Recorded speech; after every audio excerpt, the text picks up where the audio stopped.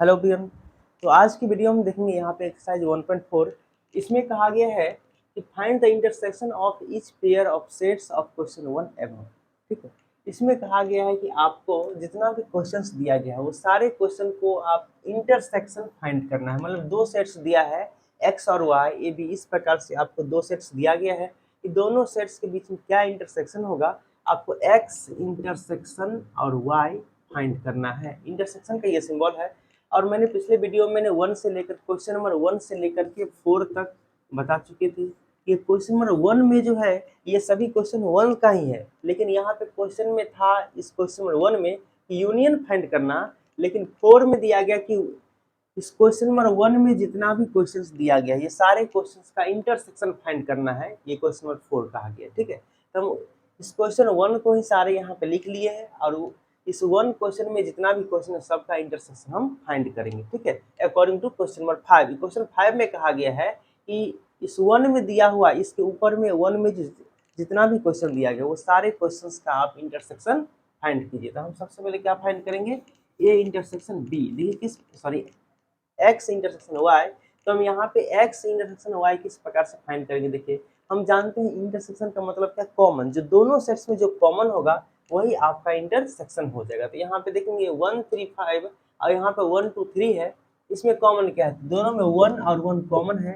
तो x intersection 1 तो होगा। उसके बाद देखेंगे और क्या कॉमन है, 3 और इसमें भी 3 है, 3 3 भी कॉमन है तो इसमें 3 लिख देंगे। इसमें और कुछ कॉमन 5, इसमें 5 नहीं है, इसमें 2, इसमें 2 नहीं है। मतलब सिर्फ एक्स इंटरसेक्शन वाई क्या होगा, 1 3 इसका आंसर हो जाएगा। ठीक है, अब नेक्स्ट क्वेश्चन देखते हैं यहाँ पे कि A is equal to A E I O U and B is equal to A B C दिया है। तो इसमें ए इंटरसेक्शन बी फाइंड करना है। ये किस प्रकार से करेंगे, तो यहाँ पे एक इसमें देखेंगे क्या क्या कॉमन है, जो दोनों में आएगा वो आपका इंटरसेक्शन कहलाएगा। ठीक है, तो ए यहाँ पे यहाँ भी ए है तो ये हो जाएगा, और कुछ ई नहीं है इसमें, आई ओ यू इसमें कुछ भी नहीं है, सिर्फ ए। इस दोनों में कॉमन सिर्फ क्या है, ए है। इसलिए जो दोनों में आपको कंटेन करेगा, जो दोनों में आपको अवेलेबल होगा, सिर्फ वही क्या हो जाएगा, ए इंटरसेक्शन बी। इसका आंसर ये हो गया। ठीक है, अब नेक्स्ट में देखना है यहाँ पे क्वेश्चन नंबर 3 है कि x such that x is a natural number and multiple of 3 and b is equal to x such that x is a natural number less than 6 कहा गया। तो हम दोनों को ये आपका सेट बिल्डर फॉर्म में दिया गया है, जिसको रोस्टर फॉर्म में चेंज करते हैं, फिर आपको a इंटरसेक्शन b निकालने में आसानी होगा। तो हम जब a इसको निकालेंगे तो ये आपका a इज इक्वल टू ये बन जाएगा। इसमें कहा कि एक ऐसा नेचुरल नंबर लिखिए जो 3 का मल्टीपल हो। तो 3 का मल्टीपल क्या होगा, 3 6 9 12, इस प्रकार से इन्फिनाइट टाइम तक बढ़ते जाएगा। And b is equal to निकाले तो b इज इक्वल टू इसमें कहा गया है कि एक ऐसा नेचुरल नंबर लिखिए जो लेस देन 6 हो। 6 से छोटा पूरा नेचुरल नंबर को लिखना है। तो नेचुरल नंबर का आपका स्टार्टिंग पॉइंट क्या है, 1 2 3 4 5। लेस देन 6, यहाँ equal less than equal to होता तो 6 तक हम पहुंचते हैं, लेकिन यहाँ पे कहा लेस ओनली लेस देन, मतलब 6 से छोटा ही लिखना है, मतलब 1 से लेकर के 5 तक लिखना है। तो इसमें कॉमन क्या है, जो देखिए सिर्फ इसमें 3 है, इसमें 3 है और कुछ कॉमन नहीं मिल रहा है, मतलब इसका a intersection b is equal to only 3 होगा इसका आंसर। ठीक है, ओनली 3, सिर्फ 3 होगा। A intersection b is equal to, इसका आंसर क्या हो जाएगा, a intersection b is equal to 3 answer. ठीक है, अब नेक्स्ट में देखेंगे यहाँ पे क्वेश्चन नंबर आपको दिया गया है कि 4। इस 4 में कहा कि a is equal to x such that x is natural number and यहाँ पे का x का जो वैल्यू होगा इस 1 से बड़ा होगा और 6 से छोटा या 6 के बराबर होगा। तो हम इसको भी लिखेंगे a is equal to, roster form में क्या आ जाएगा, तो यहाँ पे x का जो वैल्यू होगा 1 से बड़ा, तो 2 3 4 5 6, यहाँ 6 तक आएगा। क्यों, क्योंकि यहाँ पे का 6 से छोटा सारा एलिमेंट है और 6 के बराबर भी होना है, मतलब 6 के इक्वल टू भी होगा। And b is equal to, यहाँ पे b इज इक्वल टू कहा गया है कि आपको x नेचुरल नंबर, यहाँ पे एक ऐसा नेचुरल नंबर लिखना है जो जिसमें x का जो वैल्यू हो जाएगा वो 6 से बड़ा होगा, 10 से छोटा होगा, मतलब 6 से बड़ा 7 8 एंड 9। अब देखिए ध्यान से, इसमें कहा गया कि 10 के बराबर नहीं, 10 से छोटा कहा गया, 6 से बड़ा, 6 से बड़ा और 10 से छोटा। 6 से बड़ा ये है, 10 छोटा, ये सभी नेचुरल नंबर। इस दोनों में कॉमन क्या है, तो अब इसका हम ए इंटरसेक्शन बी निकालें तो मुझे मिलेगा इसमें एक भी एलिमेंट कॉमन नहीं मिल रहा है, मतलब कोई भी एलिमेंट कॉमन नहीं, मतलब क्या हो जाएगा 5। 5 मतलब क्या, इम्प्टी सेट। इसमें इम्प्टी सेट को इस प्रकार से हम 5 से डिनोट करते हैं, मतलब इसमें एक भी एलिमेंट कॉमन नहीं है। इसका मतलब ये क्या हो गया, आपका 5 हो गया इम्प्टी सेट। अब नेक्स्ट में कहा गया है क्वेश्चन 5 में कि 1 2 3 एंड 5, 1 2 3 और 5 दोनों सेट में कोई भी एलिमेंट कॉमन नहीं आ रहा है, मतलब जिसमें कॉमन नहीं आएगा वो a intersection b is equal to 5 हो जाएगा। ठीक है, अब इसके बाद हम क्वेश्चन नंबर 6 के बारे में बात करते हैं कि 6 क्या है। इसके बाद हम लोग देखेंगे यहाँ पे क्वेश्चन नंबर 6 में कहा गया कि if a is equal to 3 5 7 9 11 and b is equal to 7 9 11 13 and c is equal to 11 13 15 and d is equal to 15 7, then find. इसमें 10 क्वेश्चन दिया गया है, इस 10 क्वेश्चन को सॉल्व करना है आपको। A B c and d 4 set दिया गया है। अब 4 सेट में कहा गया उसके बाद ए यूनियन ए इंटरसेक्शन भी निकालना है। This symbol is called intersection, इसको हम लोग क्या बोलते हैं, इंटरसेक्शन। इसको हम लोग यूनियन बोलते हैं। तो यहाँ पे इंटरसेक्शन का बात किया गया है। तो यहाँ पे कहा गया ए इंटरसेक्शन बी फाइंड कीजिए। इंटरसेक्शन का मतलब क्या होता है बताए थे, जो दोनों में कॉमन होता है। यहाँ पे ए इंटरसेक्शन बी निकालना है तो हम लोग निकालते हैं। देखिए यहाँ पे ए ये सेट है और बी सेट ये है, कहा कि ए इंटरसेक्शन बी का सेट क्या बनेगा, तो ए इंटरसेक्शन बी का सेट में वो एलिमेंट आएगा जो दोनों में कॉमन होगा। तो हम देखिए इसमें 3, इसमें भी 3 नहीं है, 3 तो होगा नहीं। 5 इसमें है, इसमें भी 5 नहीं है। 7 इसमें है, इसमें भी 7 है। देखिए 9 इसमें है, 9 है। 11 है, 11 है। और 13 इसमें है, इसमें 13 नहीं है। मतलब जो दोनों में होगा वही आपका क्या होगा, इंटरसेक्शन ऑफ सेट कहलाएगा। ठीक है, तो यहाँ पे 7 and 9 and 11 is the intersection of A and B. A और बी का इंटरसेक्शन क्या हो जाएगा, 7 9 11, क्योंकि 7 और 11 दोनों सेट्स में अवेलेबल है, इसीलिए a intersection b is equal to 7 9 11 होगा। ठीक है, and b and c, b intersection c निकालेंगे तो बी सेट और सी सेट में देखेंगे कॉमन क्या क्या है, वो आपका बी इंटरसेक्शन सी हो जाएगा। ठीक है, तो ये आपका बी सेट है, ये आपका सी सेट है। अब दोनों में कॉमन क्या है, देखिए 7 दोनों में है नहीं, 9 है नहीं, 11 है एंड 13 है। सिर्फ 11 13 इसमें कॉमन मिलेगा। So B intersection C is equal to 11 and 13 आपका आंसर हो जाएगा। ठीक है, एंड नेक्स्ट में देखिए क्वेश्चन नंबर 3 में कहा गया कि ए इंटरसेक्शन सी, और उसके बाद कहा गया कि इसका जो भी सेट्स बनेगा वो सेट्स को डी के साथ इंटरसेक्ट करना है। तो इसके लिए सबसे पहले क्या करेंगे, हम निकालेंगे ए इंटरसेक्शन सी निकालेंगे। तो यहाँ पर निकालते हैं ए इंटरसेक्शन सी क्या होगा, सो बताइए। तो यहाँ पे हम सबसे पहले साइड में निकाल लेते हैं। यहाँ पे ए इंटरसेक्शन सी, ए और सी, ए सेट यहाँ पे ये है और सी सेट यहाँ है। अब देखिए इस दोनों सेट में क्या कॉमन है, इसमें 3 तो कॉमन है नहीं, 5 कॉमन है नहीं, 7 कॉमन है नहीं, 9 कॉमन है नहीं, 11, सिर्फ 11 इसमें है और इसमें भी 11 है। मतलब इसका इस सेट में आपको सिर्फ क्या बनेगा, 11 बनेगा सिर्फ। ठीक है, मतलब a intersection C is equal to क्या होगा, सिर्फ और सिर्फ 11।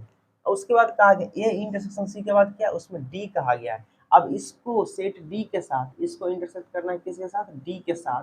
तो डी सेट क्या है, सो बताइए। कहा a intersection c intersection d, हम इसका वैल्यू यहाँ सेट, इसका वैल्यू पुट करेंगे यहाँ पे, तो इसका वैल्यू तो आपको 11 है, सेट 11। और इंटरसेक्शन सॉरी यहाँ पे डी है, अब डी सेट यहाँ पे क्या है, सो बताइए। डी सेट है 15 और 17, 15 और 17 इस दोनों में क्या कॉमन है, ये आपका ए इंटरसेक्शन सी निकाले हैं। अब देखिए a intersection c intersection d इस दोनों में कॉमन कुछ भी नहीं है, मतलब कॉमन कुछ भी नहीं होगा तो एम्प्टी सेट बनेगा, खाली सेट बनेगा। और खाली सेट को हम लोग 5 से डिनोट करते हैं, मतलब इसका आंसर कितना हो जाएगा, 5 हो जाएगा। ठीक है, अब यहाँ पे देखेंगे कहा गया ए इंटरसेक्शन सी निकालिए।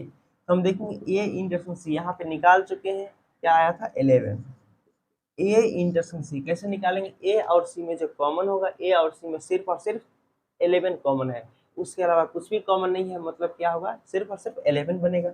अब देखिए बी और डी, कहा गया बी और डी में क्या कॉमन है, तो यहाँ पे बी सेट्स के बारे में बात करेंगे। ये बी है आपका और ये आपका डी है, और बी और डी में क्या कॉमन है, 7 9 11 13, यहाँ 15 और 17 इसमें कुछ भी कॉमन नहीं है, मतलब इसका आंसर कितना हो जाएगा 5 5, मतलब इम्प्लिसिट एक भी एलिमेंट कॉमन बी और डी में नहीं आ रहा है, मतलब b intersection d equal to क्या हो जाएगा 5 एंड नेक्स्ट कहा गया ए इंटरसेक्शन, फिर ब्रैकेट दिया है बी यूनियन सी। तो हम लोग एक प्रॉपर्टी जानते हैं, इस प्रॉपर्टी का यूज करके हम ये क्वेश्चन नंबर 6 देखेंगे हम यहाँ पे। अब 6 में कहा गया है कि ए इंटरसेक्शन बी और यूनियन सी, यहाँ पे एक प्रॉपर्टी का यूज होगा ए इंटरसेक्शन और बी और यूनियन सी कहा गया है। देखिए प्रॉपर्टी क्या होता है कि ए को यूनियन के साथ क्या करेंगे, ए को बी के साथ इंटरसेक्ट करेंगे, ए इंटरसेक्शन बी। फिर यहाँ बीच में यूनियन है तो यहाँ पे क्या देंगे यूनियन। डिस्ट्रीब्यूटिव लॉ के अकॉर्डिंग इसका भी यूज होता है, ठीक है। तो यहाँ पे कहा गया ए एंड यहाँ पे इंटरसेक्शन सी। कहने का मतलब ये हुआ कि ए को बी के साथ इंटरसेक्ट करना है, फिर यूनियन देना है बीच में, फिर ए को सी के साथ इंटरसेक्ट करना है, ठीक है। यहाँ पे इसका आंसर हो जाए ए यूनियन बी का वैल्यू निकालेंगे। निकला हुआ यहाँ पे 7, 9 एंड 11, ठीक है। एंड यूनियन यहाँ पे दिया गया कि ए इंटरसेक्शन बी। अब ए इंटरसेक्शन सी का वैल्यू यहाँ पे निकाले हुए हैं, देखिए नहीं निकाला, हाँ नहीं, यहाँ पे 11 निकला हुआ है तो 11। अब कहा दोनों का यूनियन निकालिए, इस दोनों का यूनियन क्या होगा, यूनियन का मतलब हम लोग जानते हैं जो सब यानी एक ऐसा सेट जो दोनों सेट को मिला करके बने। 7, 9, 11, 7, 9, 11, इसमें तो 11 है ही, इसमें भी 11 आ गया। मतलब यहाँ पे 11 है तो दोबारा नहीं लिखना है, क्योंकि किसी भी सेट में एलिमेंट बार बार रिपीट नहीं करता है, इसीलिए हम बार बार क्या करेंगे, रिपीट नहीं करेंगे। तो 7, 9, 11 यहाँ पे हो जाएगा, ठीक है। ये इसका आंसर होगा 7, 9 and 11 is your correct answer, ठीक है। उसके बाद यहाँ ए और इंटरसेक्शन डी दिया गया है, इसका वैल्यू तो आपको 5 होगा, क्योंकि ए देखिए ए और डी में कोई भी एलिमेंट रिपीट नहीं करता है बार बार, इसलिए एम्प्टी सेट होगा। और एम्प्टी सेट मतलब क्या होगा, 5 सेट हो गया। और इसके बाद हम देखेंगे यहाँ पे क्वेश्चन नंबर ये है 8 नंबर क्वेश्चन के बारे में बात करेंगे।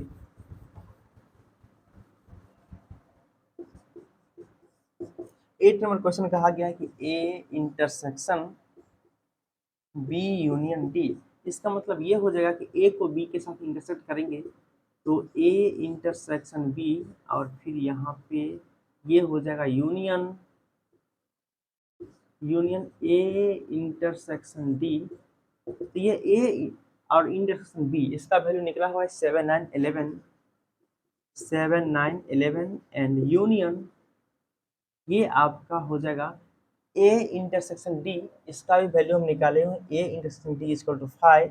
तो ए और डी का इंटरसेक्शन क्या है, 5, मतलब एम्प्टी सेट दिया गया है। अब दोनों का यूनियन क्या हो जाएगा, 7, 9, 11, ठीक है। तो यहाँ पे आपको हो जाएगा 7, 9, 11 इज योर करेक्ट आंसर। निकालेंगे हम ए इंटरसेक्शन बी, क्या निकालेंगे, ए इंटरसेक्शन बी।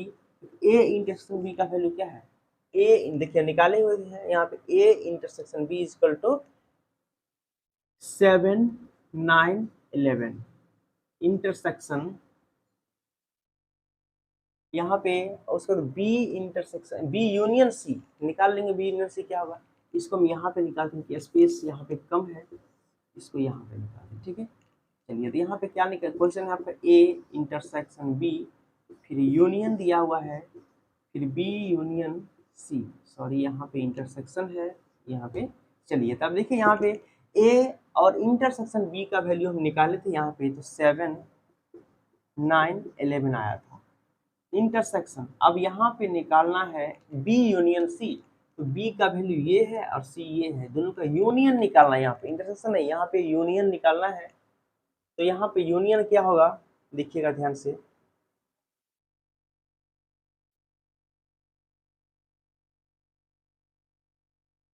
चलिए तो यहाँ पे हम देख रहे हैं ये जो आपका क्वेश्चन है यूनियन, इसमें बी यूनियन सी, तो बी और सी में इसमें क्या कॉम, इसमें कुछ यूनियन में क्या करना है, सब एलिमेंट ले लेते हैं। 7, 9, 11, 13, 7, 9, 11 और 13, ठीक है। तो यहाँ पे 11, 13, 11 तो एक बार लिख चुके हैं, 13 भी लिख चुके हैं, सिर्फ 15 होगा यहाँ पे, ठीक है। क्योंकि जो चीज़ लिखा 11, 13 तो पहले से यहाँ लिखा चुका है, फिर दोबारा लिखने की आवश्यकता नहीं है, क्योंकि सेट में किसी एलिमेंट को रिपीट नहीं करते हैं। चलिए तो यहाँ पे ये आपको बने, इस दोनों में आपको क्या निकालना है, इंटरसेक्शन निकालना है। इस दोनों का इंटरसेक्शन क्या होगा उसके बारे में हम यहाँ पे बात करते हैं। यहाँ पे देखेंगे इसमें कॉमन क्या 7 है कॉमन, 9 कॉमन है, 11 कॉमन है और कुछ नहीं, तो 7 9 11 इज द आंसर। यहाँ पे कहने का मतलब ये हुआ कि आपको दो सेट्स दिया है, एक इंटरसेक्शन और यूनियन, और दोनों का इंटरसेक्शन निकालने के लिए कहा गया था, हम इस प्रकार से निकाल दिए। ठीक है, ये इसका आंसर हो जाएगा, इस क्वेश्चन का ये आंसर होगा। अब यहाँ पे ये क्वेश्चन है, इसको मिटा करके हम बनाते हैं फिर इस क्वेश्चन को, क्वेश्चन नंबर 10 को।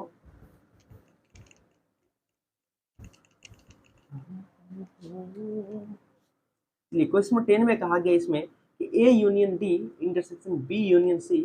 ठीक है, तो ए यूनियन डी निकालेंगे, ए और डी का यूनियन निकाल, ए और डी में यूनियन क्या हो जाएगा, इसमें 3 5 7 11 3 5 7 9 11, ये है आपका ए 3 5 7 9 11 3 5 7 9 11। एंड उसके बाद इंटरसेक्शन यहाँ पे है, यहाँ पे क्या हो जाएगा, यहाँ पे इंटरसेक्शन का सिंबल, और यहाँ पे आपका बी यूनियन सी निकालेंगे, बी यूनियन सी हो जाएगा आपका, सॉरी मिस्टेक है। अब देखिए यहाँ पे क्या क्या गया है कि यूनियन निकालना है, तो ए का पूरा हम एलिमेंट लिख दिया, उसका डी में जो है उसको भी लिखना पड़ेगा, डी में 15 एंड यहाँ पे 17 हो जाएगा। ठीक है, तो ये 17 हो गया, और ये इंटरसेक्शन यहाँ बी यूनियन सी, बी यूनियन सी, बी और सी का यूनियन अभी निकाले थे, तो देखिए निकाल लीजिए फिर से, बार बार मिस्टेक। यहाँ पे 7 9 11 13, 7 9 11 13, और यहाँ सी में 11 13 तो लिखा हुआ है, सिर्फ 15 लिखना पड़ेगा। ठीक है, ये आपका हो गया बी यूनियन सी। अब उसके बाद हम यहाँ पे क्या करेंगे, दोनों में देखेंगे इंटरसेक्शन क्या है, कॉमन 3 नहीं है इसमें, 5 नहीं है, 7 नहीं, 7 है, चलिए 7 है, इसमें 9 भी है, 11 भी है, 13 नहीं, 15 भी है, 17 नहीं है, 13 नहीं है, तो इसमें क्या कॉमन होगा, आप इसमें जो आपका कॉमन हुआ 7 9 11 15, 7 9 11 और 15, 13 इसमें है नहीं, ये इसका आंसर हो जाएगा 10 का। ठीक है, thank you so much. Next video में हम अब नेक्स्ट क्वेश्चन लेके आएंगे, क्वेश्चन नंबर आपका इसमें है 6 तक हो गया, 7 8 9